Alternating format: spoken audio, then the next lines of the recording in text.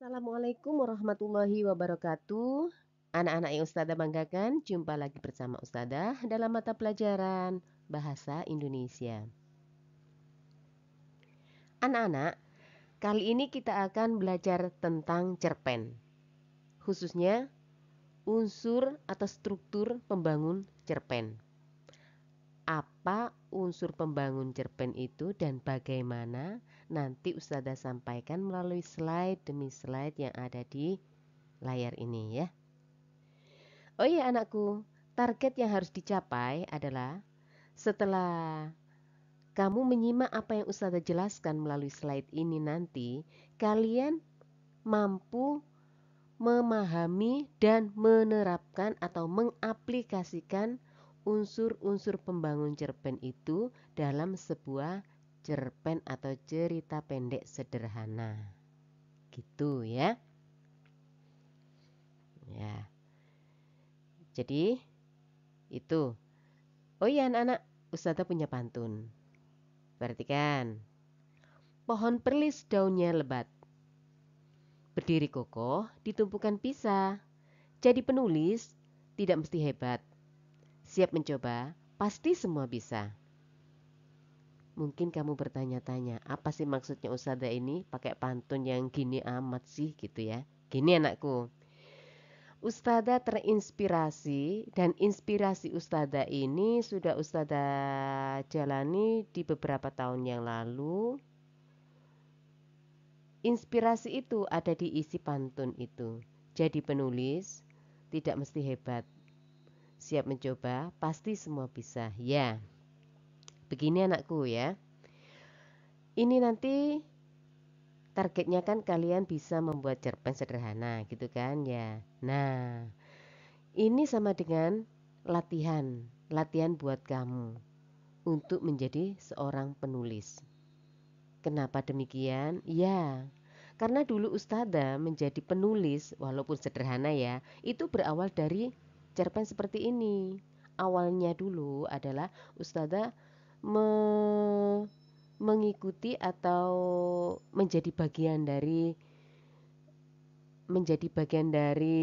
apa ya, keikutsertaan Ustazah menulis cerpen. Dua buku ya yang merupakan antologi cerpen Ustazah ikuti dan nama Ustazah, cerita Ustazah ada di dalam buku itu. Nah setelah itu masa sih gini-gini aja, akhirnya Ustazah mencoba untuk membuat bukan cerpen lagi tapi novel. Alhamdulillah jadi itu ya. Nah itu awal. Selanjutnya anakku, ternyata dari kemampuan itu kita semakin pede. Pede apa? Pede untuk melakukan apa saja. Pede untuk melakukan terobosan baru yang sekiranya kita itu mampu, gitu ya.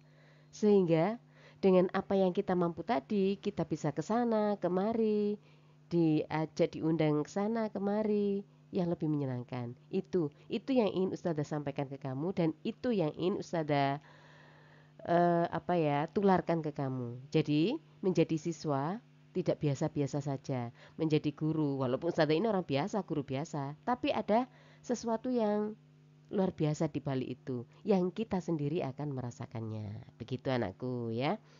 Oke, baiklah anakku.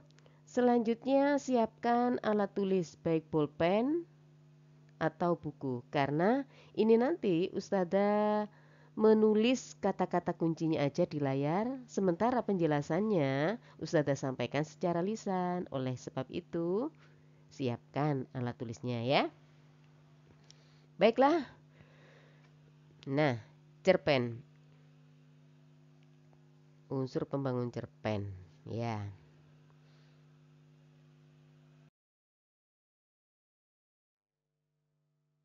Nah, unsur pembangun cerpen.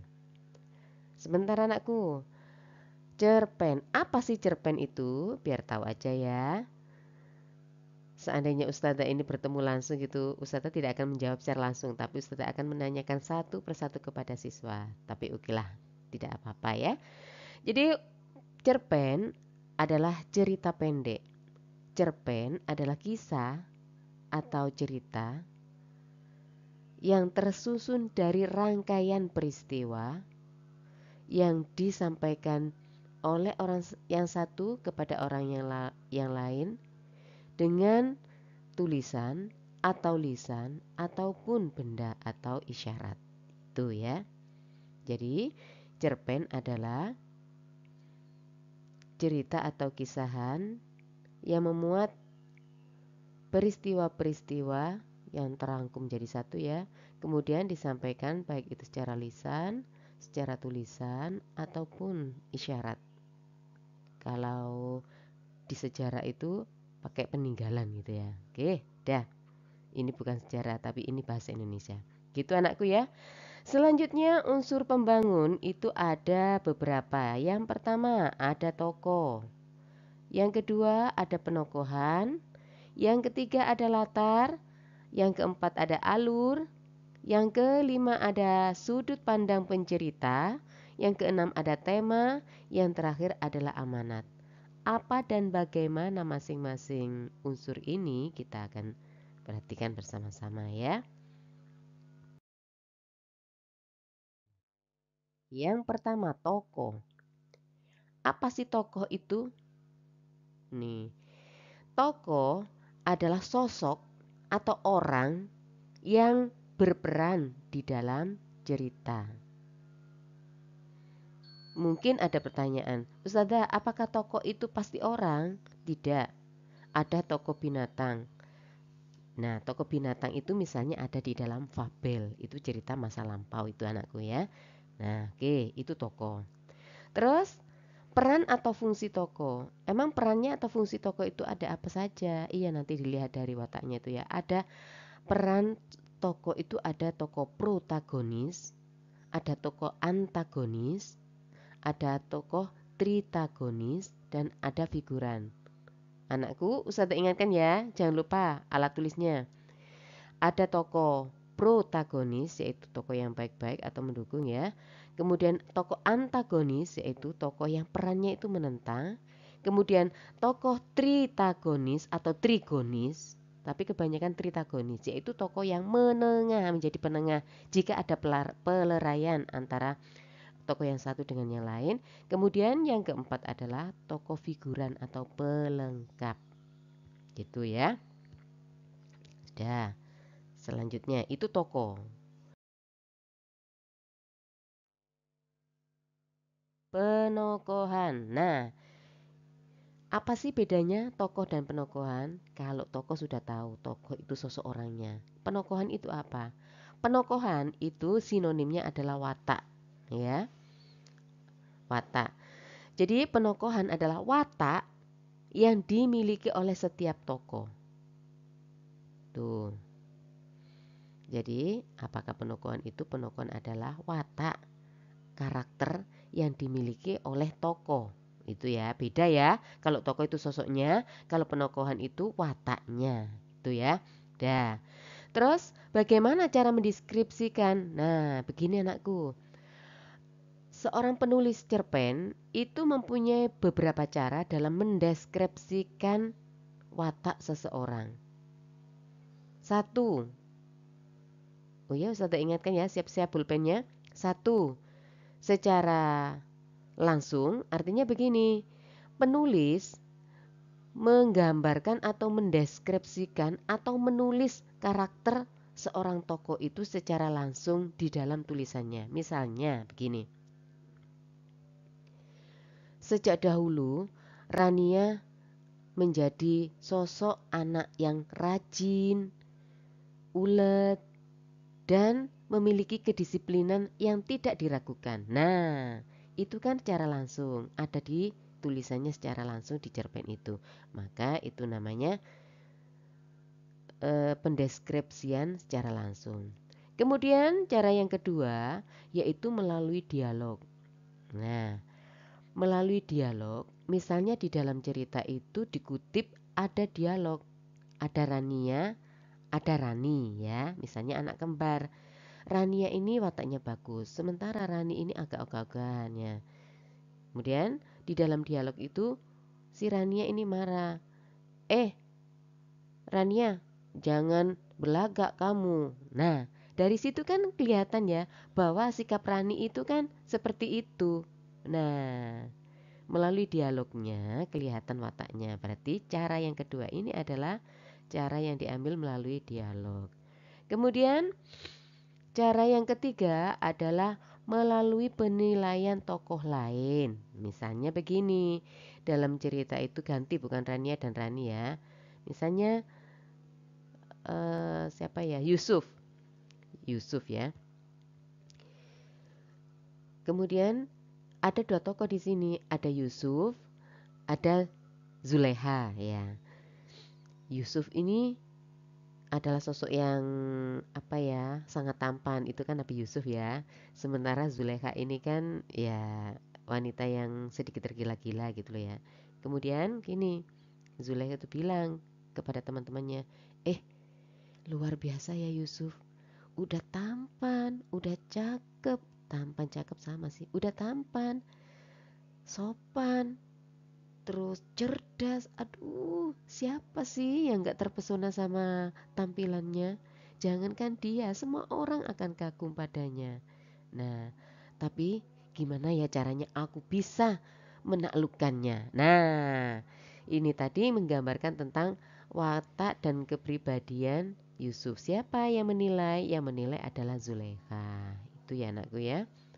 Nah, kemudian yang berikutnya adalah melalui sikap. Misalnya, ada sebuah cerita ya. Kemudian di dalam cerita itu menggambarkan sebuah kejadian. Kejadian itu ada kebakaran. Nah, kebakaran. Ada sosok atau ada tokoh Pak Mamat. Ada Pak Mamat, ada Pak Hendra. Udah ya. Pak Mamat. Kemudian Pak Mamat itu langsung lari dan mengemasi pakaian-pakaiannya. Sementara Pak Hendra membiarkan begitu saja tanpa mempedulikan betapa betapa betapa begitu khawatirnya Pak Mamat itu. Maka, nah melalui sikapnya kan kelihatan bahwa Pak Mamat itu seperti itu, Pak Hendra kan ya ogah-ogahan seperti itu, jangan-jangan beliaunya ya kurang peduli atau kurang punya empati. Nah, itu berarti melalui sikapnya begitu. Nah, anakku, di dalam mengerjakan atau di dalam mengetahui ini nanti, Ustazah selalu menagihkan ke kalian bahwa setiap penokohan watak atau watak dari tokoh itu harus disertai oleh kutipan. Nah, seperti yang Ustazah sampaikan tadi. Itu ya. Oke, lanjut.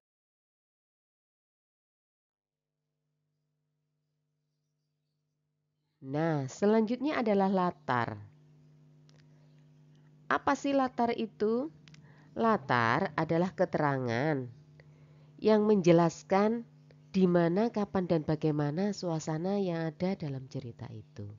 Oleh sebab itu, latar itu terdiri dari 3 jenis, yaitu latar tempat, latar waktu, dan latar suasana.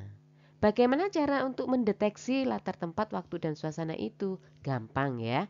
Kalau latar tempat, silakan kamu cari kalimat yang menyatakan atau kalimat yang di dalamnya, di dalam pola kalimat itu ada keterangan tempat.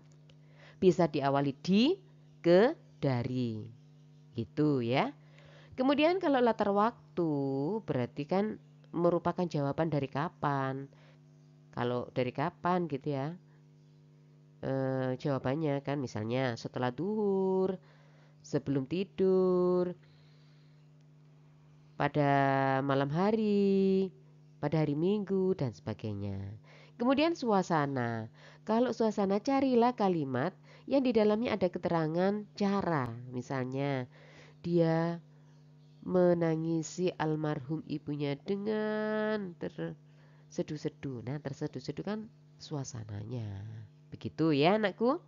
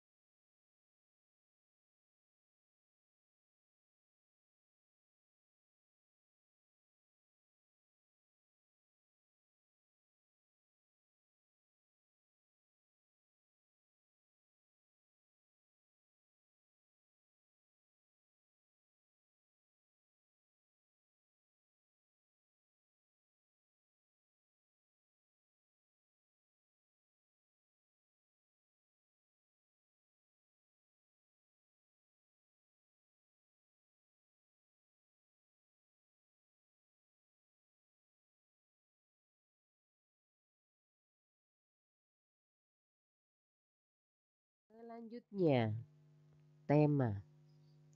Apa sih tema?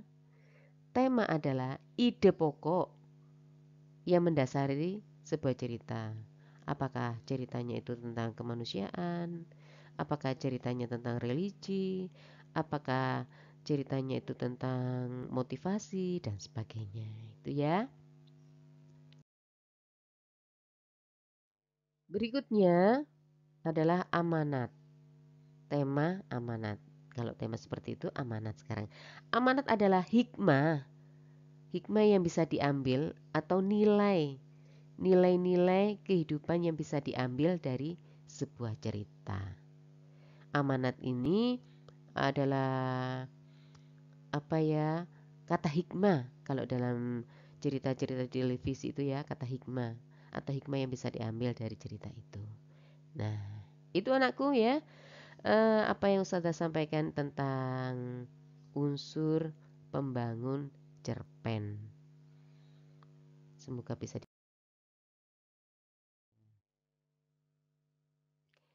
Pohon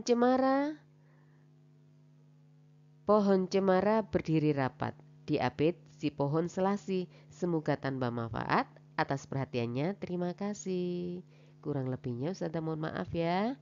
Assalamualaikum warahmatullahi wabarakatuh.